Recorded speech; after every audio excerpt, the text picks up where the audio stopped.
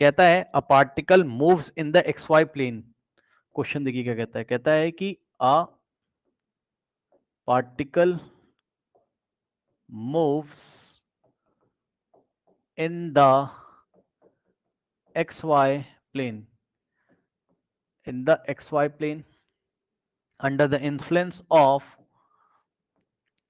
under the influence of a force, मतलब उसके ऊपर कोई फोर्स लगाया गया है, under the influence of force, यानी कि पार्टिकल के ऊपर कोई फोर्स लगाया गया है।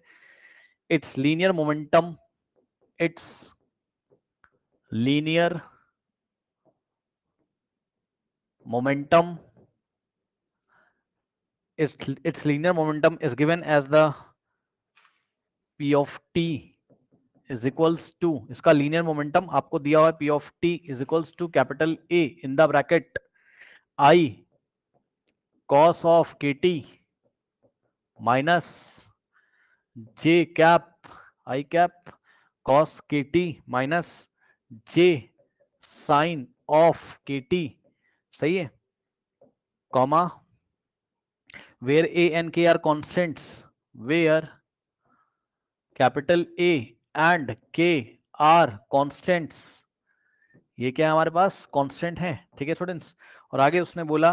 कि find the angle between the force and momentum, find the angle between the force and momentum. अब सुनो मेरी बात ध्यान से, बहुत बढ़िया सवाल ये दिया गया है, देखिए ध्यान से सुनिए। कह रहा particle moves in X Y plane, ठीक है, यानी कि टू डायमेंशनल मोशन हो रहा है, एक्स वाई प्लेन में पार्टिकल मूव कर रहा है under the influence of a force, ठीक है, under the influence of a force and its linear momentum is given as P of T. T यहाँ पर टाइम है, टी यहाँ पर टाइम है, पी किस पे डिपेंड कर रहा है, टाइम पे डिपेंड कर रहा है। तो मोमेंटम की जो मोमेंटम टाइम का फंक्शन इस तरीके से, ठीक, a in the bracket I cap cos के टी क्या है, कॉस का एंगल है, के टी क्या है, कॉस का एंगल है, माइनस जे साइन, के टी क्या है, साइन का एंगल है, ठीक। अब ध्यान से सुनिए जरा, अगर आपको एंगल निकालना है किसके किसके बीच में, फोर्स एंड मोमेंटम के बीच में, ठीक, तो ध्यान से सुनिएगा जरा, ये क्या दिया उसने आपको, क्या उसने आपको फोर्स दिया हुआ है, भाई देखो बात को समझो, उसने तो आपको बस मोमेंटम दे दिया है, ये वेक्टर पी दे दिया जो कि फंक्शन है किसका, टाइम का, क्या दिया है, ए वेक्टर ही तो है, आई कैप जे कैप लगा हुआ है ना, मोमेंटम वैसे भी वेक्टर होता है, मैंने आपको बताया, आई कैप कॉस मोमेंटम वेक्टर होता है भाई, सुन लो, ठीक है, मोमेंटम एक वेक्टर फिजिकल क्वांटिटी है, जे कैप साइन के टी, ओके, ये हो गया करेक्ट। अब ध्यान से सुनिए जरा, देखिए अगर आपको मोमेंटम और फोर्स के बीच का एंगल चाहिए, यानी कि एक वेक्टर एफ अगर आपको चाहिए और दूसरा वेक्टर मोमेंटम दिया हुआ है, ठीक है, तो इनके बीच का एंगल चाहिए तो कहीं ना कहीं इनका डॉट प्रोडक्ट लेना होगा, डॉट प्रोडक्ट की वजह से ही एंगल आएगा, ठीक है, डॉट प्रोडक्ट की वजह से एंगल आएगा। तो भैया मोमेंटम तो पता है तुम्हें, फोर्स नहीं पता है, लो फोर्स अगर पता चल जाता किसके टर्म्स में, in terms of I cap J cap, बस आई कैप जे कैप, क्योंकि टू डायमेंशनल हो रहा है ना, तो के कैप नहीं होगा, ठीक है। फोर्स अगर आई कैप जे कैप के फॉर्म में अगर आपको पता चल जाए in terms of I cap J cap, तो आपकी बात बन जाएगी। अब बताओ मोमेंटम से फोर्स कैसे निकालते हैं, चैप्टर 1 में पढ़ाया है, 9th क्लास में पढ़ाया जाता है चैप्टर 1 में, मोमेंटम की हेल्प से, मोमेंटम अगर दिया है तो फोर्स कैसे निकालते हैं, बताइए, मोमेंटम दिया है तो फोर्स कैसे निकालते हैं स्टूडेंट्स, बताइए, नहीं पता तो सुन लो ध्यान से, नहीं पता है तो जल्दी से देखिए, क्लास 9th में आपने पढ़ा होगा क्या, न्यूटन सेकंड लॉ में F is equals to M में आपने फॉर्मूला तो पढ़ा होगा, ये फॉर्मूला आया कहां से था, याद करिए, फोर्स क्या होता था, rate of change of momentum, याद आया, force is equals to rate of change of momentum, यानी कि delta delta P by delta T, ठीक है। अब ये जब पढ़ाएंगे force and laws of motion तो डिटेल में दोबारा टॉपिक आएगा, लेकिन आप ये समझ लो फोर्स कैसे मिलता है, rate of change of momentum से, ठीक, यानी कि dp बाय dt से, मतलब मोमेंटम को डेरिवेटिव निकाल लो किसके रिस्पेक्ट में, टाइम के रिस्पेक्ट में, मोमेंटम की इक्वेशन दी हुई है, इसका डेरिवेटिव निकाल लेंगे किसके रिस्पेक्ट में, टाइम के रिस्पेक्ट में, तो ये जो दिया है इसको हम क्या करेंगे, डिफरेंशिएट करेंगे, इसको हम क्या करेंगे, डिफरेंशिएट करेंगे इसको, इसको हम डिफरेंशिएट करेंगे, पहले तो हमें फोर्स मिल जाएगा, हम क्या लिखेंगे यहाँ, differentiating with respect to time T, time T के रिस्पेक्ट में इसको डिफरेंशिएट करोगे तो क्या हो जाएगा, यहां से D by D T operator लगेगा, ठीक, D by D T of P of T is equals to, अब ध्यान दीजिएगा जरा, D by D T of this whole thing, ठीक। अब बताओ ये तो हो जाएगा DP by D T, simply DP by D T, vector लगाना हो तो लगा दो पी के ऊपर, और rate of change of momentum यही फोर्स बन जाएगा, और राइट हैंड साइड क्या होगा, राइट हैंड साइड क्या होगा बताइए, ये ए तो कांस्टेंट है, इसे मतलब है नहीं कुछ, और ये डी बाई डी टी पहले इसका करोगे,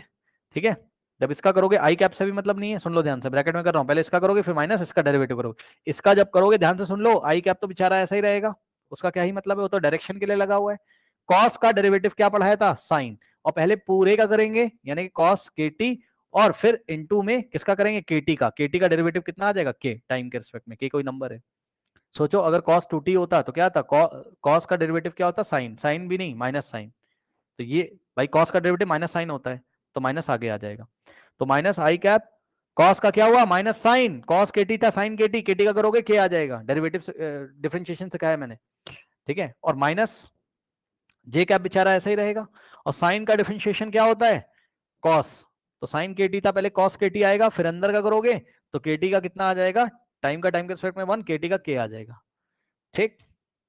ये हो गया। अब यहां से आगे आपके पास यही आपका डीपी बाई डी टी क्या है, फोर्स का इक्वेशन बन जाएगा यहां से in the terms of I cap J cap. Now अब ध्यान दो, ए को अंदर भेज दो तो माइनस ए अंदर जाएगा, फिर ये क्या बचा, के आगे आ जाएगा क्योंकि के मल्टीप्लाई कर रहा है साइन के टी में, ए देखो ए बाहर से आ रहा है, के यहां से मल्टीप्लाई कर रहा है, सो माइनस ए के साइन के टी, और आई कैप बच गया जो डायरेक्शन देगा, ठीक। अब यहां से देखो ए आएगा सेकंड टर्म में मल्टीप्लाई करेगा, और ये माइनस ऐसे ही रहेगा, ठीक, तो ए आएगा बाहर से, और के तो लगा ही हुआ है, और cos kt तो है ही है, cos kt तो है ही है, और j कैप, चेक कर लो फोर्स निकालना आया कि नहीं आया बताइए, फोर्स निकालना आया कि नहीं आया, आई कैप और जे कैप के फॉर्म में टर्म्स में, फोर्स देख लो, और डिफरेंशिएशन ही नहीं पढ़ोगे तो फिर मैं क्या करूं उसमें, है ना, फोर्स आ गया। अब देखो, अब इस फोर्स का डॉट ले लोगे किसके साथ, मोमेंटम के साथ, और एंगल आपको पता चल जाएगा। अब हम निकालेंगे क्या, vector F dot vector P, करो, आई कैप के सामने जो कुछ है, और यहां आई कैप के सामने जो कुछ है, यहां तो आपको दिखाई नहीं पड़ रहा है, तो ए को पहले अंदर भेज दो, तो ए अंदर जाएगा तो क्या आ जाएगा, ए कॉस के टी आई कैप, ए जाएगा यहां सेकंड टर्म में तो माइनस ए साइन के टी जे कैप। अब चेक करो आई कैप का आई कैप के साथ जब करोगे तो ये माइनस का ए के साइन के टी, और ये ए कॉस के टी, कितना आ जाएगा भाई, माइनस प्लस माइनस ए के,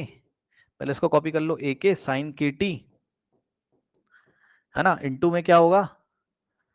ए कॉस के टी, फिर जे वाले का, जे वाले के साथ करोगे तो इसका ये माइनस, इसका माइनस, माइनस माइनस से क्या हो जाएगा, प्लस हो जाएगा, यहां से आएगा ए के कॉस के टी, और यहां से क्या बचेगा, ए इंटू ए साइन के टी। अब बताओ,